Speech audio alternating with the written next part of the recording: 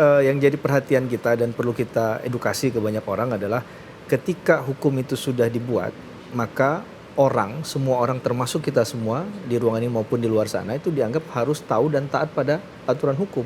Walaupun dia sebenarnya bukan orang hukum dari fakultas hukum, dia nggak tahu ada undang-undang itu, tapi ketika sudah diterbitkan, dia harus menganggap itu sebagai satu kewajiban untuk mengakui dan juga kemudian mengikuti aturan hukum yang ada. Nah, ini satu postulat hukum yang menurut saya penting untuk kita edukasi ya.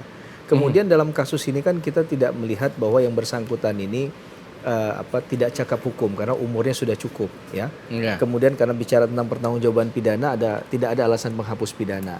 Cuman kalau kita bicara hukum kan tidak dalam ranah hanya hitam putih sebenarnya. Kita akan bicara dalam konteks bahwa ada nilai rasa keadilan. Nah, berikanlah nilai rasa dalam tanda petik tadi untuk keadilan dalam setiap kasusnya.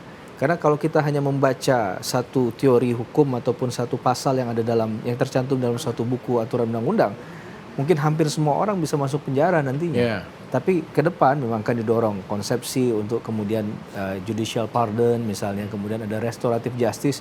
Ini pun jadi persoalan Bang Samuel karena di setiap tatanan institusi itu berbeda-beda aturan RG-nya. Nah, bagaimana kemudian aturan pelaksana teknis tadi itu bisa dimanifestasikan dengan baik dengan tanpa mispersepsi.